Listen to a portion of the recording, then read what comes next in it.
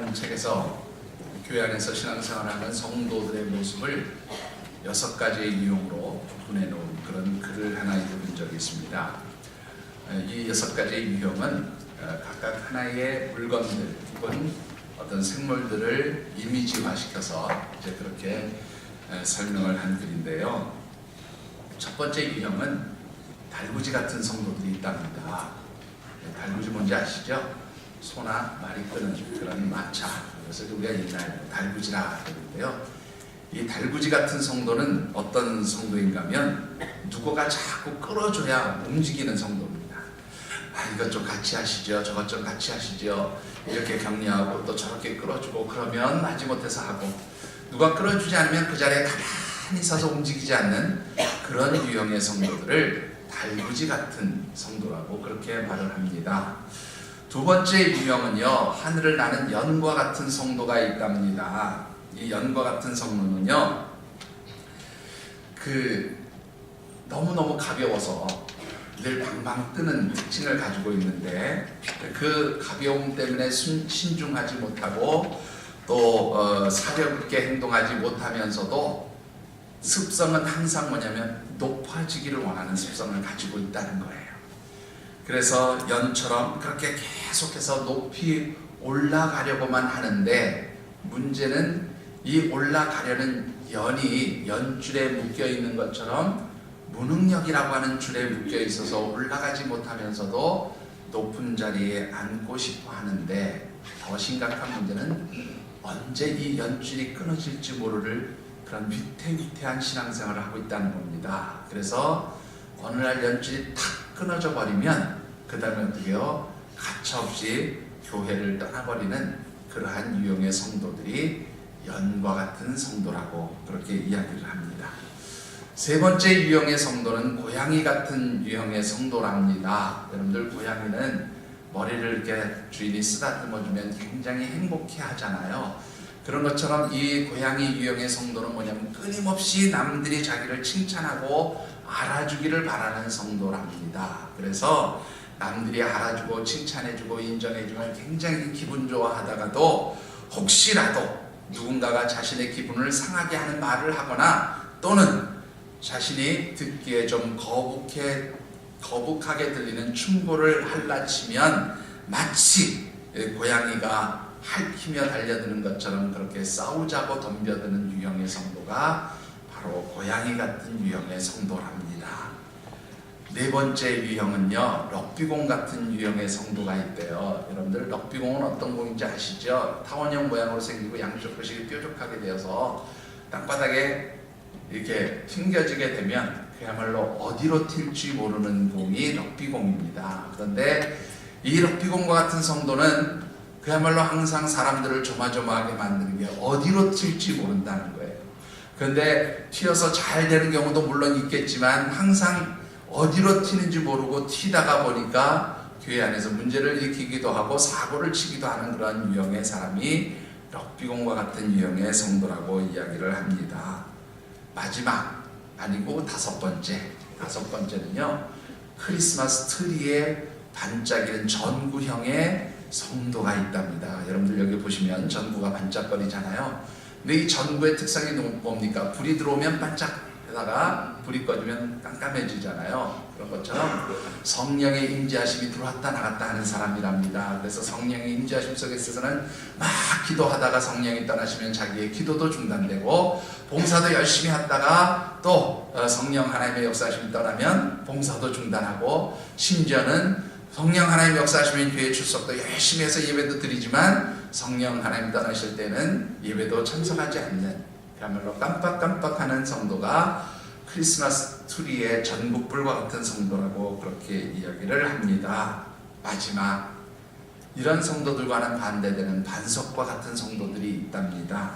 어떤 성도일까요? 비가 오나 눈이 오나 그저 변함없는 마음으로 묵묵히 주님을 따르고 주님께서 주신 사명과 직분에 대해서 최선을 다하고 충성을 다하는 사람들, 바로 그런 성도들을 반석과 같은 성도들이라고 그렇게 이야기를 하고 있습니다.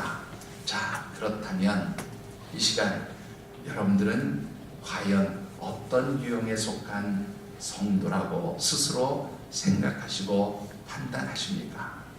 사실은 누구도 여러분들이 어떤 유형의 신앙생활을 하는지는 알 수 없어요. 그런데 분명한 것 한 가지는 있습니다. 두 분은 알고 있다는 거죠. 누가 알고 있어요? 자기 자신과 하나님은 알고 계신다, 그런 말입니다. 여러분들은 과연 어떤 유형의 신앙생활을 하고 있다고 스스로 평가하고 계십니까? 예수님께서 이 땅에 오신 성탄의 절기에 우리가 함께 묵상하는 말씀의 주제는 이겁니다. 성탄. 왜 말씀이 안 나오죠? 자, 우리 다시 한번 같이 읽어볼까요? 성탄. 예, 이 성탄절은 이미 이 땅에 오신 주님을 기념하고 기억하고 그 주님의 오심을 축하하는 절기이기도 하지만, 그보다 더 중요한 것은 앞으로 다시 이 땅에 심판의 주님으로 만왕의 왕으로 오셔서 우리를 심판하시고 또한 모든 그러한 사람들의 왕으로 이 세상을 통치하실 다시 오실 그 주님을 기다리고 준비하는 그런 절기이기도 하다는 주제를 가지고 말씀을 묵상하고 있습니다. 그래서 첫 번째 주일, 12월 첫 주일에는 특별히 우리가 다시 오실 주님을 기다리고 또 이 주님을 맞이할 준비를 하기 위해서 마라나타의 신앙, 아멘 주 예수여 어서 오시옵소서 하는 그런 신앙의 회복이 일어나야 함을 말씀드렸습니다. 두 번째 주일에는 열처녀의 비유를 통해서 슬기로운 다섯 처녀와 같이 늘 영적 기름이 준비되어진 삶을 통해서 하나님의 어린 양 혼인잔치, 정결한 그리스도의 신부로서 그 천국잔치에 참여할 수 있는 준비가 되어 있어야 함을 말씀드렸습니다.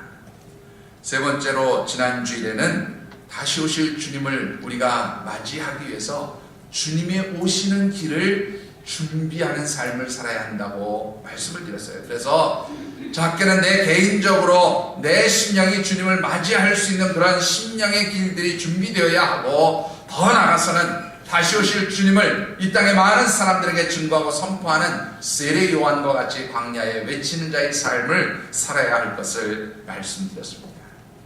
오늘 이제 이 대강절 네 번째 마지막으로 여러분들에게 드리고 싶은 말씀은 특별히 다시 오실 주님 앞에 우리의 모든 삶을 평가받고 판단받는 그러한 결산의 때가 옴을 기억하면서 우리가 참으로 주님이 다시 오실 날을 준비해야 한다는 말씀을 드리고 싶습니다. 특별히 오늘 우리에게 주신 말씀을 묵상하는 가운데 사랑하는 우리 모든 하늘색 가족들이 다시 오실 주님 앞에서 내 인생을, 내 삶의 모습을 평가받게 될 때에 착하고 충성된 종들이라고 그렇게 인정받는 귀한 믿음의 역사가 있게 되기를 주님의 이름으로 축원합니다. 자, 오늘 주신 말씀을 특별히 예수님께서 비유로 들려주신 말씀인데요. 이 말씀은 십자가의 죽음을 앞두신 예수님께서 그 12명의 제자들에게 예수님께서 십자가에서 고통받고 또 죽음을 당하시지만 다시 부활하시고 승천하셨다가 이제 다시 오실 때에 그 다시 오시는 주님을 맞이하는 사람들이 왜 영적으로 어떻게 준비된 삶을 살아야 하는가를 가르쳐 주신 그런 교훈의 말씀입니다. 특별히 오늘 이 말씀처럼 우리가 착하고 충성된 종으로 그렇게 우리의 삶을 평가받는 그러한 자리에 임하기 위해서 우리가 먼저 기억해야 할 것은 주님께서는 만왕의 왕으로 심판의 주로 다시 우리에게 오시고 그 주님 앞에서 우리의 삶이 평가받고 결산할 때가 있음을 기억해야 한다는 사실을 잊지 않아야 하는 줄 믿습니다. 오늘 본문 12절과 13절 그리고 15절의 말씀을 우리 같이 한번 받들어 읽겠습니다. 12절과 13절입니다. 백집사님, 우리 성경 본문이 준비가 안 되어 있나요? 읽을 때 다 되어 있었는데. 예, 12절입니다.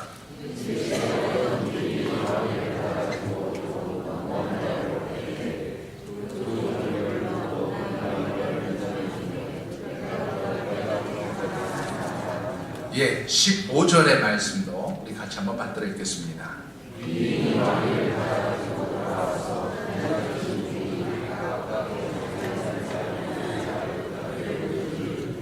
자, 이 말씀은요, 예수님께서 자신이 이 땅에 다시 오실 만왕의 왕으로 심판의 주님으로 다시 오실 그때에 어떤 일을 하시게 될 것인지를 비유로 들려주신 말씀입니다.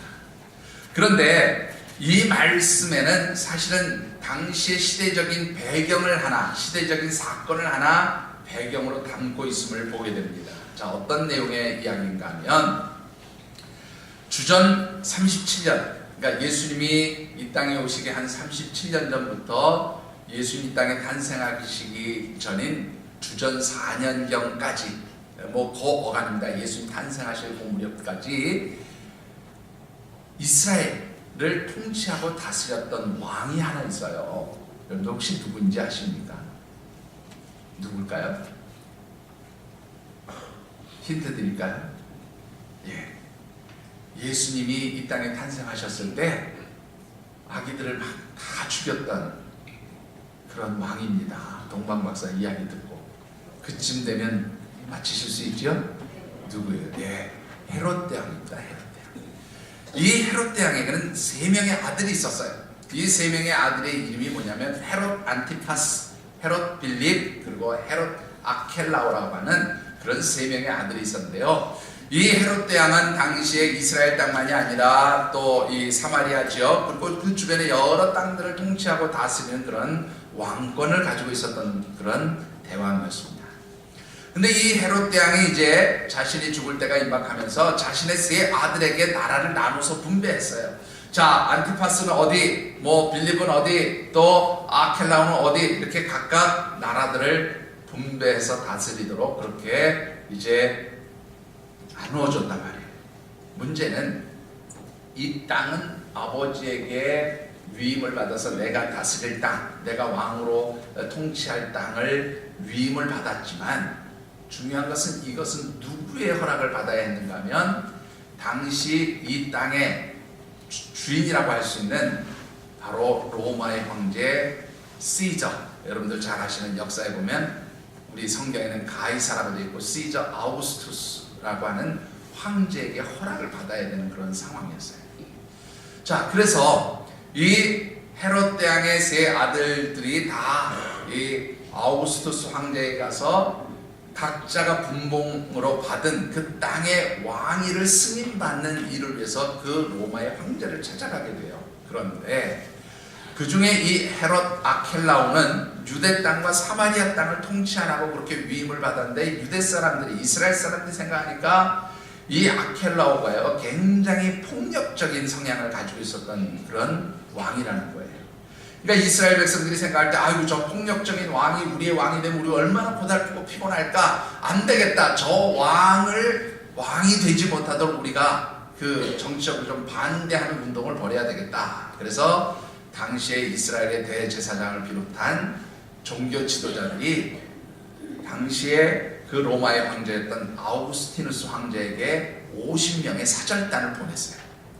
그래서 이 아우구스투스 황제에게 이 헤롯 아켈라오가 사마리아와 특히 이 이스라엘 유대 땅의 왕이 되면 안 되는 이유를 막 설명을 했어요.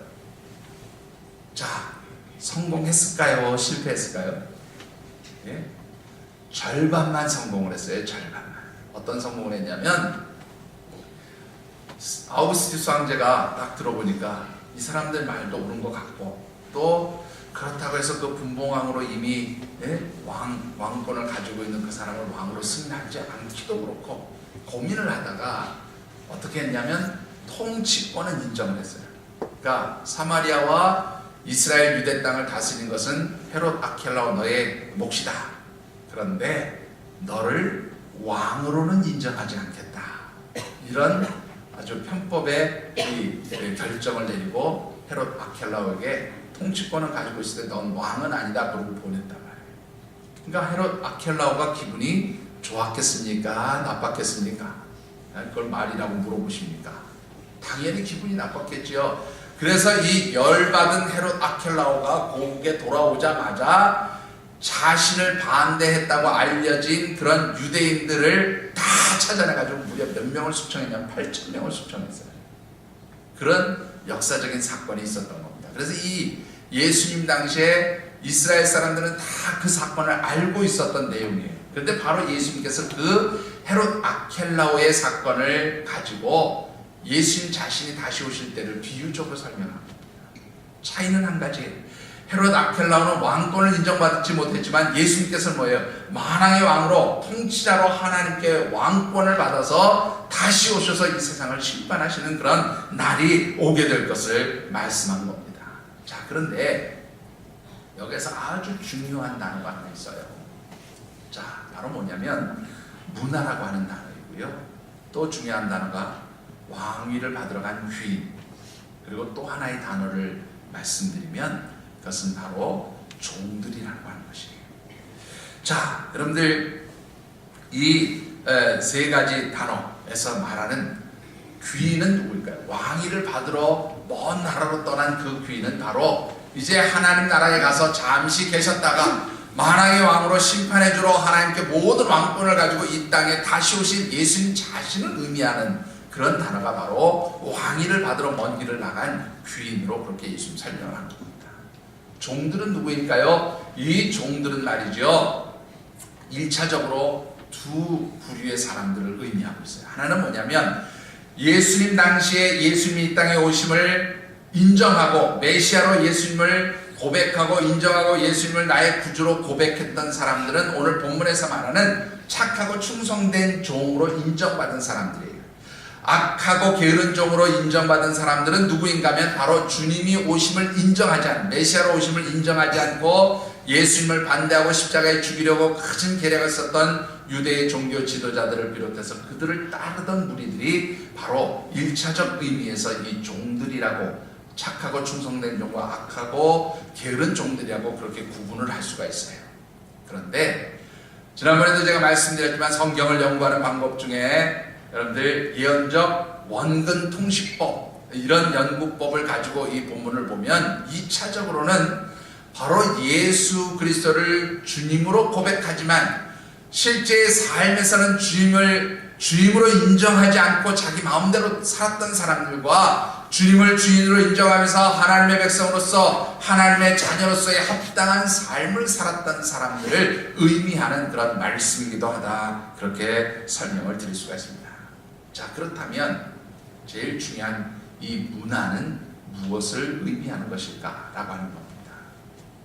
여러분들, 이 예수님이 들려주신 문화의 비유는 마태복음에 나오는 달란트의 비유하고 굉장히 흡사합니다. 내용이 거의 대동소이해요. 그런데 아주 큰 차이가 한 가지 있어요. 제가 이렇게 얘기했더니 아이, 차이가 있죠. 어떤 차이가 있습니까, 여러분들? 예? 어떤 차이가 있어요? 아이고, 목사님 그것도 모르세요. 달란트에 비해서는 주인이 달란트를 주고 떠났고요, 문화 비해서 뭘 주고 떠났어요? 아무 생각이 없으신가 봐요. 문화비에서는 뭐를 주고 떠났어요? 문화를 주고 떠났지요. 그러니까 다르지요. 그렇게 말씀을 하십니다. 예, 맞아요. 이 달란트는요, 돈의 금액, 그 가치로 따지면 6천 데나리온에 해당하는 금액을 가진 돈입니다. 그러니까 1데나리온이 당시 하루 막노동꾼으로 일을 한 사람들이 받는 품삯이 1데나리온이에요. 그것을 1드라크마라고도 이야기를 합니다. 1드라크마 혹은 1데나리온을 하루 노동자의 품삯이라고 얘기하면 1달란트는 뭐냐면 6천 데나리온, 6천 명의 노동자가 동시에 일을 해서 하루 동안 받는 품삯이 6천 데나리온이에요. 그럼 문화는 어느 정도의 가치를 지니고 있느냐면 똑같이 그 데나리온 혹은 드라크마로 계산을 하면 1문화는 100데나리온, 100명의 노동자가 일을 한 정도의 가치를 가지는 돈입니다. 그런데 이 말씀을 보면 달란트 비유에서는 특별히 세 사람에게 각각 차등해서 달란트를 지급했어요. 그런데 본문에 보면 이 문화를 받은 사람들은 10명의 종들이었고 그들에게는 똑같이 한 문화씩 주어졌다, 그 말입니다. 자, 그러면 그 차이가 뭐냐? 달란트 비유에서 일반적으로 그 달란트는 무엇을 의미하는가 하면 하나님께서 주신 재능, 은사, 이런 것들을 의미한다고 보시면 틀림이 없어요. 그러니까 하나님은 모든 사람들에게 각각 그 상황과 형편에 따라 재능과 은사를 주셨는데 더 많은 재능, 더 많은 은사를 주신 분도 있고 그렇지 않은 작은 은사와 재능을 주신 분도 있고 각각 받은 은사와 재능들이 다르다는 것을 보여줘요. 그게 달란트 비유에서 이야기하고자 하는 핵심 내용입니다. 그런데 이 문화 비유에서는 모든 사람들이 동일하게 다 받았어요. 10사람이 동일하게 받았어요. 이 얘기는 뭐냐면 동일하게 한 개의 문화를 받았다는 것은 여러분들 무엇을 의미할까요? 여러분들, 저와 여러분들이 바로 오늘 이 시간 문화를 받은 사람들이라고 그렇게 가정을 한다면 여러분과 제가 받은 공통적으로 다 똑같은 게 있어요. 그것이 과연 무엇일까요? 예? 뭐를 다 똑같죠? 저도에게도 있고 여러분에게도 있고 다 우리 모두에게 똑같이 주신 게 있어요. 그게 뭔지 아십니까? 단 한 개 주셨어요. 단 한. 뭔지 모르시겠어요? 바로 여러분들이 살아가는 인생의 시간들이 바로 하나님께서 우리에게 주신 문화다 그런 말이에요. 여러분들, 하나님께서 우리에게 주신 이 인생의 문화는 모든 사람들에게 다 동일하게 일회적으로 하나씩만 주신 거예요. 여러분들, 불교적인 그런 관점에서 보면 윤회 세상을 가지고 있기 때문에 내가 죽었다가 또다시 무엇으로 환생을 하고 다시 태어나고 이런 얘기를 하지만 기독교적 역사관은 일회적인 거예요. 처음과 끝이 분명히 있어요. 그래서 하나님께서 여러분들에게 주신 인생은 시작이 있고 끝나는 분명한 시간이 있어요. 일회적인 것이라는 거예요. 그 일회적인 인생의 시간들을 저와 여러분들이 동일하게 받았다는 것을 의미하는 말씀이기도 하다 그런 말이에요. 자, 그런데 이 문화의 비유를 통해서 예수님이 뭐라고 말씀하고 계신가 하면 너희들에게 다 주어진 그 인생의 시간들이 내가 다시 올 때에 어떻게 그 인생의 시간들을 보내고 살았는지 그것을 평가하고 확인해보는 결산의 때가 있음을 예수님께서 우리에게 가르쳐주고 있다 그런 말씀입니다. 여러분들이 어떤 모습으로 어떻게 살아가는지 그것은 각자 다 다를 수 있어요. 그런데 분명한 것은 뭐냐면 언젠가 바로 여러분들이 주님 앞에서 여러분들의 살아온 삶의 시간들, 인생의 시간들을 평가받고 판단받는 그런 시간들이 분명하게 존재함을 주님은 우리에게 말씀해주고 있다 그런 말입니다. 자, 그런데 왜 사람들은 주님께서 다시 오셔서 우리의 인생의 시간들을 평가한다는 사실에 대해서 민감하게 생각하지 않을까라고 하는 겁니다. 그 이유는 여러분들, 주님의 오심이 더디 오신다고 생각하기 때문에 사람들이 그 주님 앞에 내 삶이 평가받는다는 것을 잊게 되어진다고 하는 거예요. 자, 무슨 말인가 하면 여러분들 12절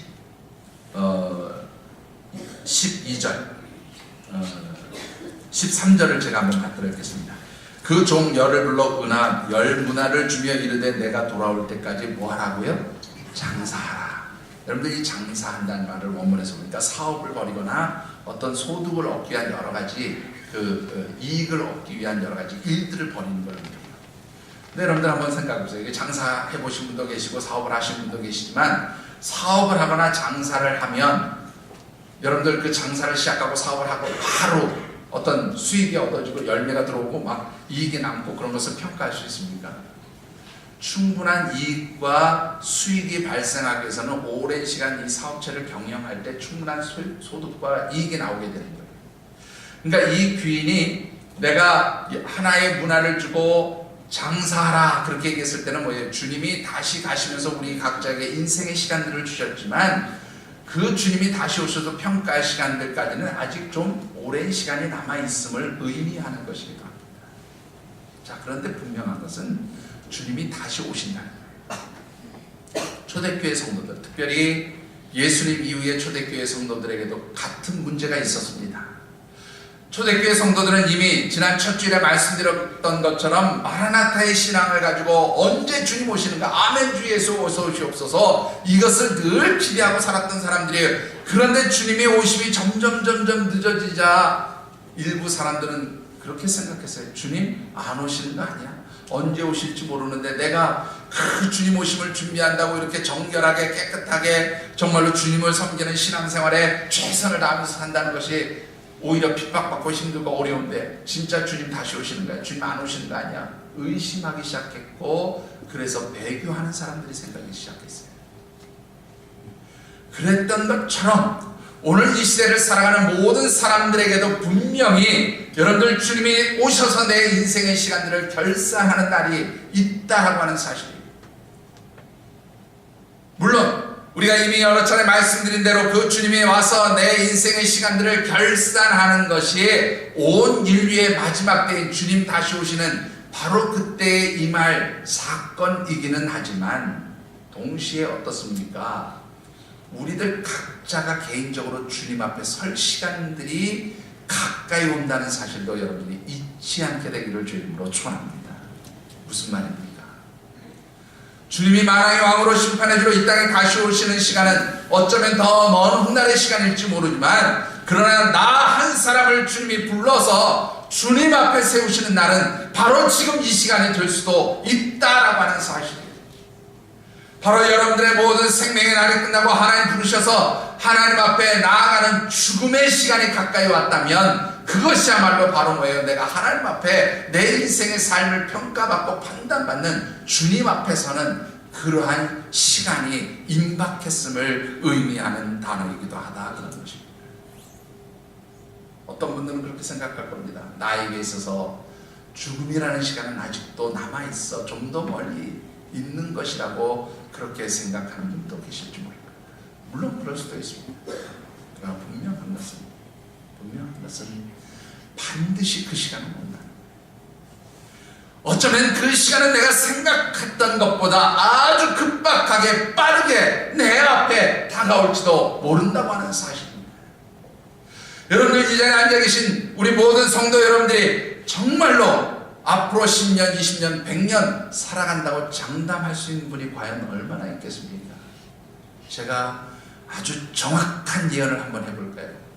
적어도 제가 볼 때는 앞으로 한 100년쯤 이후에 살펴보면 이 자리에 계신 분 중에 한 분도 살아계실 분이 존재하지 않는다는 사실입니다. 그런데 100년 뒤에 존재하지 않을 우리들이지만, 어떤 분들은 그 100년이라는 시간이 아니라 일주일 안에도 갈 수 있다고 하는 사실. 아니 오늘 저녁이라도 갈 수 있어요. 분명한 것은 우리 각자에게 주어진 그 시간들은 아무도 몰라요.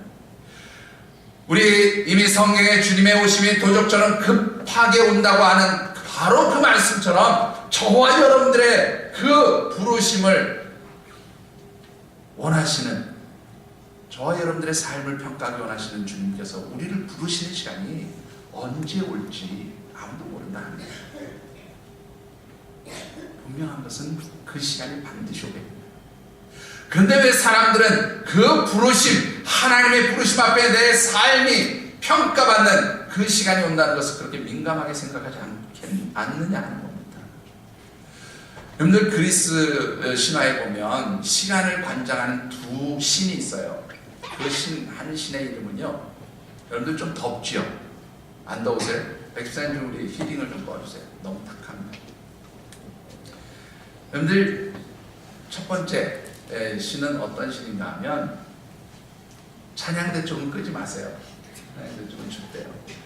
네, 거기 보시면 찬양대 쪽으로 간 히딩을 끄지 마세요. 자, 여러분들 크로노스라고 하는 신은 절대적 신이에요. 절대적 시간을 관리하는 신이에요. 무슨 말인가 하면 자연의 법칙에 의해서 돌아가는 시간을 말합니다. 지구가 태양을 한 바퀴 도는 공전한다 그러죠. 그러면 우리에게 주어지는 시간이 361년이라는 시간이 걸리잖아요. 또 지구가 스스로 한 바퀴를 돌면은 하루에 태양이 뜨고 지는 시간을 보고 하루에 낮과 밤이 오는 시간이 지나간다. 이걸 24시간으로 보통 얘기하잖아요. 이렇게 자연의 법칙에 의해서 주어지는 시간은 절대적 시간이에요. 이 절대적 시간을 관리하는 신이 크로노스라고 하는 신입니다. 근데 카이로스라고 하는 신도 있어요. 이 카이로스라고 하는 신은 상대적 시간을 관리하는 신이에요. 무슨 말인가 하면, 어떤 사람에게 똑같은 시간이 주어졌는데 이 사람이 그 시간을 잘 활용하고 관리해서 똑같은 1시간이지만 어떤 사람은 1시간을 2시간처럼 3시간처럼 쓰는 사람이 있고, 어떤 사람은 1시간을 30분처럼 쓰는 사람도 있고, 그야말로 어떤 사람은 1시간이라는 시간을 아무런 가치 없이 쓰는 사람이잖아요. 이런 사람들에게 그 시간을 늘려주고 좁혀주고 하는 그런 일을 하는 상대적 시간을 관리하는 카이로스라고 하는 신이 있다고 그래요. 그런데 이 똑같은 크로노스와 카이로스라고 하는 시간을 성경에서도 사용하고 있어요. 그런데 성경에서는 개념이 조금 달라요. 크로노스라고 하는 시간은 뭐냐면 인간의 시간이에요. 사람이 계획하고 준비하고 판단하는 시간입니다. 그래서 사람들이 나는 언제까지 어떻게 살고 무엇을 하면 살고 언제 무슨 일을 하고 무엇을 하고 자기가 계획하는 시간이에요. 이 시간은 여러분들 어떤 시간입니까? 이 시간은 나의 시간, 인간의 시간, 크로노스의 시간. 그런데 성경에서 말하는 카이로스의 시간은 어떤 시간인가 하면요, 하나님의 시간이에요. 하나님이 계획하시고 하나님이 판단하시고 하나님이 준비하시는 시간이에요. 여러분들 어리석은 부자의 이야기에 나오는 부자가 말이죠, 내가 이렇게 열심히 수고하고 많은 곡식들을 거두어서 이렇게 큰 부자가 됐으니 이제부터는 내가 잘 먹고 잘 놀고 쉬고 즐기자라고 자신의 시간 계획을 세웠지만, 하나님의 시간은 뭐예요? 내가 오늘 너의 영혼을 부르면 그 준비한 것이 네 것이 되겠느냐? 하나님이 예정하신 시간은 인간의 시간과 관계없이 하나님 뜻과 섭리에서 주어지는 시간입니다. 우리가 왜 주님의 다시 오심을, 또 혹은 하나님 언제든지 나를 부르실 수 있다고 하는 이 귀한 정말로 지혜를 잊고 사느냐? 중요한 것은 바로 우리가 카이로스의 시간적 개념이 아니라 크로노스의 시간적 개념을 가지고 살기 때문입니다. 내가 영원히 살 것처럼 내가 이 땅에서 모든 것을 이루는 동안 그 내 생명의 날들이 유지될 것이라고 생각하는 나의 시간적 착각, 크로노스적 시간 개념이 나로 하여금 준비된 삶을 살지 못하게 만든다 그런 말이에요. 카이로스적인 시간의 개념을 가지고 사는 사람, 곧 하나님의 시간을 인식하면서 사는 사람은 반드시 내가 하나님 앞에 설 시간이 있다, 하나님 내 삶을 평가하고 판단하시는, 나를 부르시는 날이 있다는 것을 반드시 기억하고 사신다 그 말이에요. 여러분들은 어느 쪽에 속한 사람입니까? 크로노스적 시간의 개념으로 사는 사람입니까? 아니면 카이로스적 시간 개념으로 사는 사람입니까? 언제 하나님 나를 부르시든지 나는 하나님 앞에 갈 준비가 되어 있다고 하는 카이로스적 하나님의 시간적 개념을 가지고 살아가시는 성도들이 되어주시길 주님으로 축원합니다. 자, 이 크로노스적 시간 개념을 가진 사람들과 카이로스적 시간 개념을 가진 사람들의 큰 두 가지 차이가 있어요. 그런데 이 차이는요, 공통점도 있고 차이도 있어요. 자, 이 두 부류의 사람을 성경에서 카이로스적 시간 개념을 가지고 사는 사람들을 뭐라고 불렀는가 하면 착하고 충성된 종이라 그렇게 불렀고요, 크로노스적 시간 개념을 가지고 사는 사람들은 악하고 게으른 종이에요. 자, 그런데 이들에게 있어서 공통적인 차이, 공통점이 있어요. 여러분들 어떤 점인가 한번 우리 같이 읽어보십시다. 여러분들 먼저 16절을 같이 한번 읽어보십시다. 16절입니다. 시작.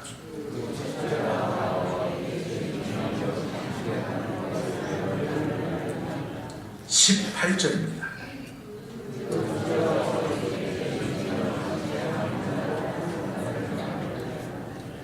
자, 20절도 한번 읽어보시죠.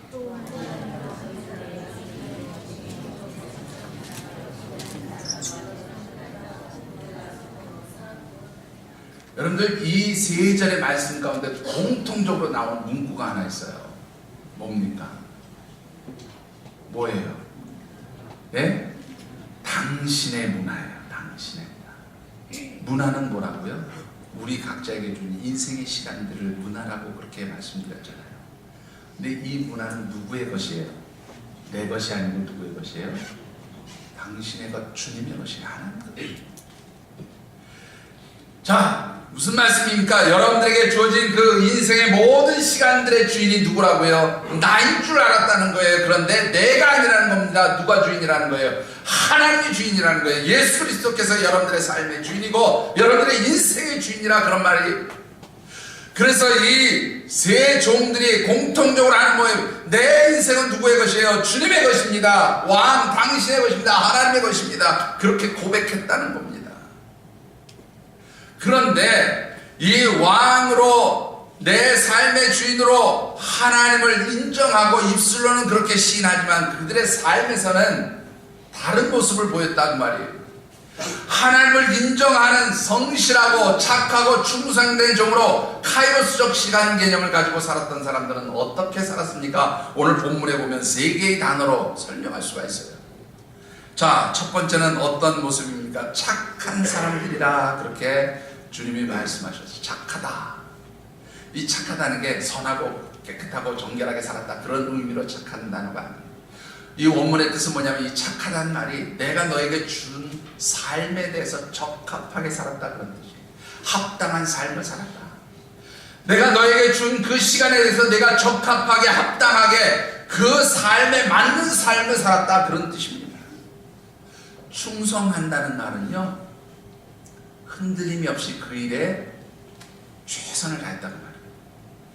여러분들, 이 충성이라는 단어를 표시하는 아주 중요한 사건이 하나 있어요. 바로 뭐냐면, 여러분들 잘 아시는 폼페이시가 베스비우스 화산인가 폭발하면서 왜 완전히 멸망을 당하게 되잖아요. 그런데 이 폼페이시를 발굴하는 과정에서 성문 앞에 마치 화석처럼 그렇게 굳어져 있는 시신을 하나 발견하게 됐어요. 그 시신이 어떤 시신이냐, 바로 성문을 지키는 시신이었습니다.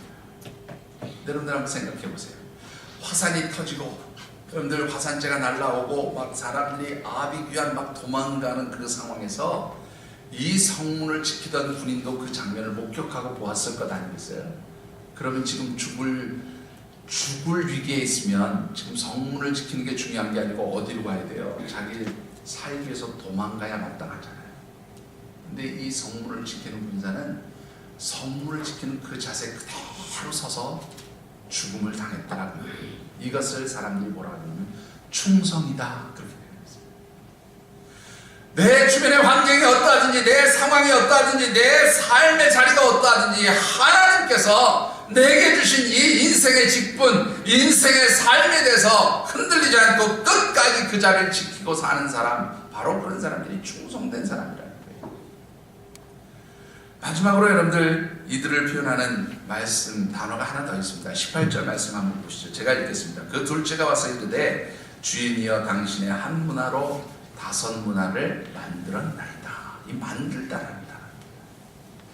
이 만들다라는 단어는 어떤 의미가 담겨져 있는, 의미가 강한 거냐면 열심히 노력했다라는 뜻이 담겨져 있는 단어예요. 여러분들, 10 문화를 남긴 사람은 뭐라고 그렇게 고백하는가 하면 당신의 한 문화로 10 문화를 남겼습니다, 그렇게 표현을 했어요. 그런데 이 사람은 뭐라냐, 만들었습니다, 그렇게 표현했어요. 이것은 정말로 제가 게으르지 않게 성실하게 열심히 노력했습니다, 그런 뜻이에요.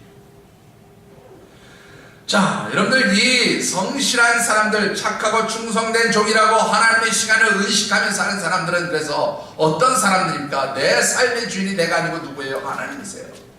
하나님 앞에 내 삶이 드려졌습니다. 그러므로 내가 살아가는 모든 삶의 시간들이 누구의 시간이에요? 하나님의 시간인 거예요. 그래서 어떻습니까? 게으르지 않아요. 하나님의 시간을 함부로 허비하지 않아요. 하나님께서 내게 주신 시간에 대해서 충성을 다하는 사람이에요. 하나님께서 내게 주신 시간에 대해서 성실하게 그 시간에 대해 최대의 노력을 기울이는 사람이 바로 하나님이 기뻐하시는 인생을 하나님의 것으로 고백하며 사는 사람들의 모습이다, 그런 겁니다.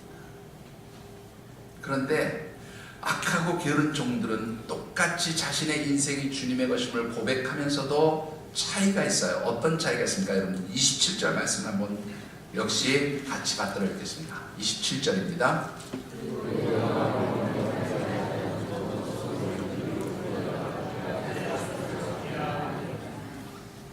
입으로는 주님이 내 삶의 주인이시고 내 왕이시고 하나님 내 통치자가 되십니다라고 고백하지만 실상의 삶에서는 뭐예요? 주님이 나의 왕 되심을 기뻐하지 않는 사람들이, 이 사람들은 누가 자기의 주인입니까? 내 삶의 주인이 하나님이 아니라 자기 자신이 주인이 되기를 원하는 사람들이에요. 이런 사람들에게 나타나는 공통적 특징이 있어요. 3가지 단어로 표현할 수가 있습니다. 첫 번째는요, 게으름입니다. 여러분들, 본문 가운데 20절 말씀을 같이 한번 읽어보시죠. 20절 시작.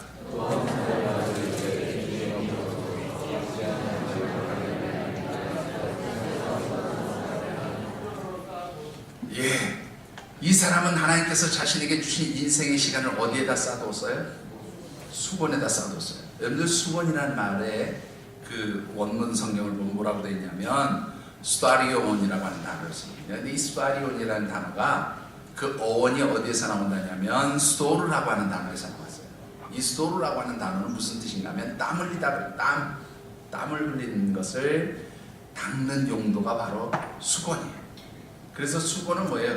열심히 일한 사람이 그 일한 대가로 흘린 땀을 닦아내는 데 사용하는 용도가 바로 이 스토르, 땀 흘린 사람이 사용하는 스타리온이 수건이에요. 그런데 이 사람은 그 수건을 뭐 하는 데 사용했어요? 그 문화를 꽁꽁 쌓아두어 땅에 묻어놓는데 사용했다는 거예요. 이 말은 뭐냐면 하나님께서 내게 주신 그 인생의 시간들을 어떻게 해요? 땀 흘리지 않았다는 얘기예요. 게으르게 살았다는 겁니다. 그것을 어떻게 해요? 묻어두었다는 거예요. 그러니까 이들은 어떤 특징이 있습니까? 하나님께서 내 삶의 주인이심을 인정하고 통치자로 고백하는 사람들은 자신의 삶에 대해서 절대로 게으르지 않아요. 부지런하게 살아갑니다. 열심히 살아갑니다. 그런데 자기중심적인 사람들은 철저하게 뭐예요? 게을러요. 하나님께서 내게 주신 것 인정하지 않아요. 그리고 내 마음대로 내 시간을 활용하고 싶어요. 두 번째 특징이 있습니다. 이들은 변명이 심하다는 겁니다. 자, 여러분들 뭐라고 변명을 했습니까? 21절 한번 읽어보시지요.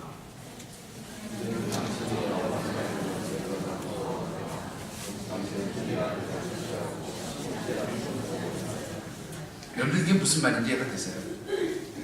하나님은 심은 데서 거두지 않는 분이시고요, 맡겨두지 않는 데서 강제로 요구하시는 분입니다. 이렇게 지금 표현합니다. 이 말은 이런 뜻입니다. 제가 비유적으로 설명할게요. 여러분들 맡겨두지 않은데 와서 내놓으라고 하는 사람, 심지 않았으면서 열매가 나오기를 기대하는 사람은 어떤 사람이에요? 예? 요즘으로 얘기하면 이런 사람들 딱 한 부류예요. 어떤 사람입니까? 조폭. 그렇잖아요. 조폭들이 아니고서 이런 거를 요구할 사람들이 어디냐 말이죠. 시장 상인들한테 가서 자기들은 따르지 않고서 뭐 내놓으라고 해. 뭐 자릿세 내놓으라고, 보호세 내놓으라고. 그런 사람들이 조폭들 아니에요.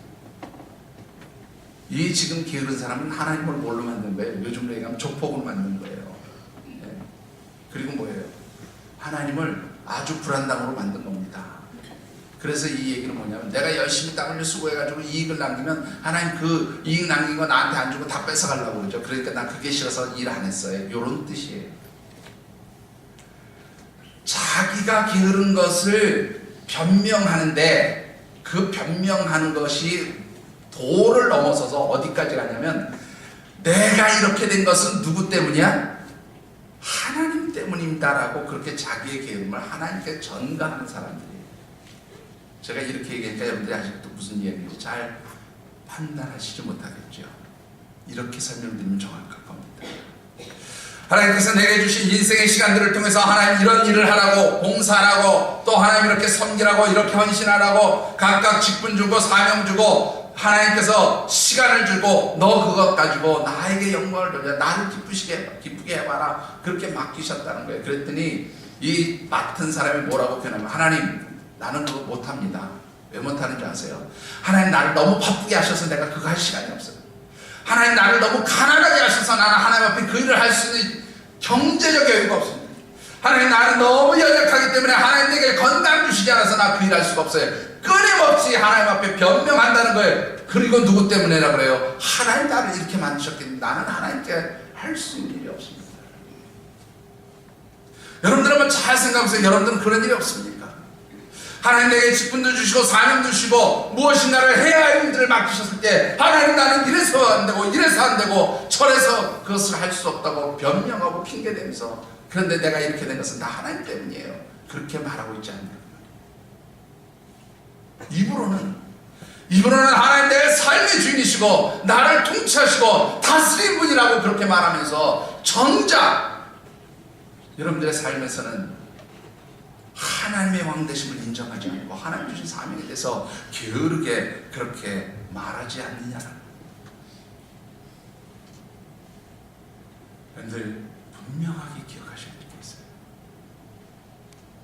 진정으로 여러분들이 하나님께서 내 삶의 주인이고 통치자이심을 인정한다면 하나님께서 여러분들 각자에게 주신 그 시간에 대해서 절대로 게으르셔서는 안 돼요. 최선을 다하셔서 노력하셔야 됩니다. 하나님이 기뻐하시는 일들을 위해서 여러분들이 드려져야 해요. 그게 바로 하나님 앞에 섰을 때 착하고 충성된 종이라고 인정받는 영적 지혜라고 하는 것입니다. 그런데 이 악하고 게으른 종들 그리고 착하고 충성된 종들의 결과가 무엇입니까?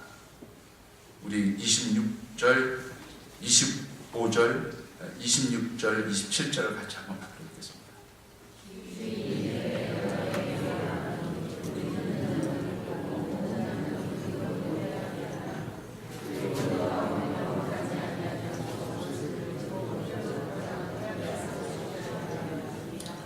하나님께 기쁨으로 자신의 삶을 드린 사람들은 하나님 더 많은 것 주신다는 거예요.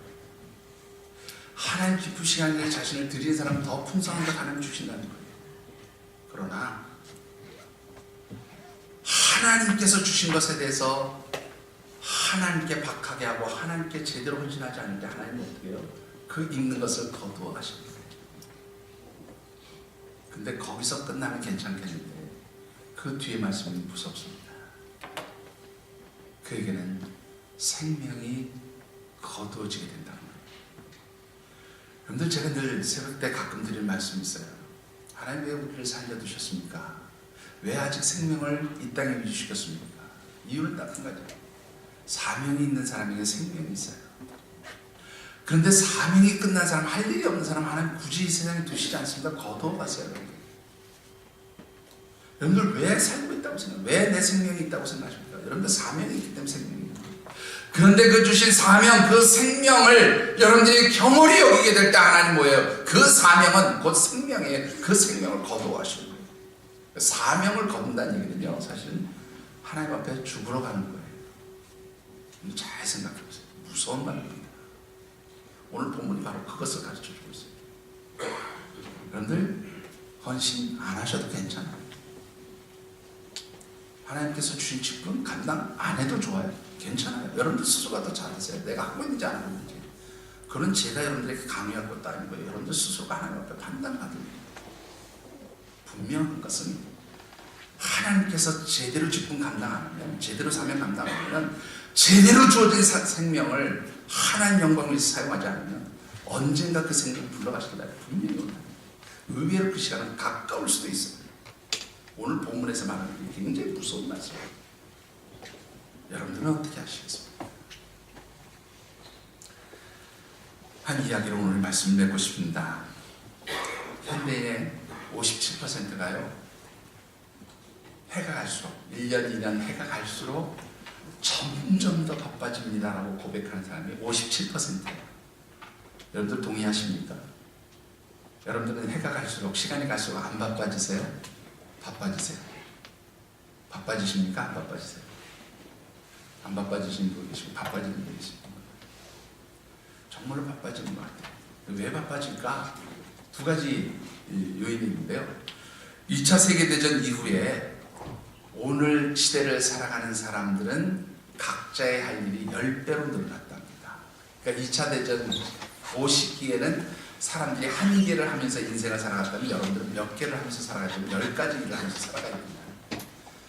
근데 그렇게 많은 일들을 해야 하다 보니까 선택하는 과정이 시간이 많이 걸린대요. 그래서 무엇인가를 결정하고 선택하는 시간이 10년 전에는 1이라는 시간, 1시간이 필요했다면 지금 여러분들은 그거의 12배의 시간을 소모해야 무엇인가를 선택하고 결정할 수 있게 된다.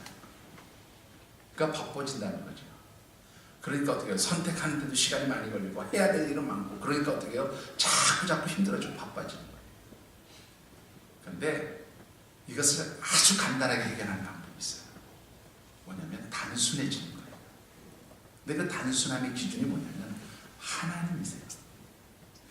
하나님이 보실 때 기뻐하실까 아닐까? 하나님이 보실 때 이 일을 하기 원하실까 아닐까?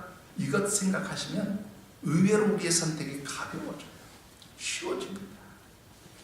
하나님이 기뻐하시는 일이라면 정말로 내가 이 일을 기쁨으로 즐거움으로 온전히 감당하겠습니다. 바로 그런 사람들에게 하나님은 정말로 우리에게 주어진 인생의 삶들을 충성되게 성실하게 보람되게 살아갈 수 있는 힘과 능력 허락해 주시는 줄 믿습니다. 여러분들 오늘 이 시간 다시 오실 주님 앞에서 내 인생을 평가받는 시간이 분명히 온다는 사실을 다시 한번 기억하시면서 내 삶의 주인이 누구이고 내게 주신 이 인생의 시간들에 대해서 하나님은 평가 판단하실지를 늘 살펴보시는 귀한 믿음의 성도들이 되어주시기를 주님의 이름으로 축원합니다. 기도하겠습니다.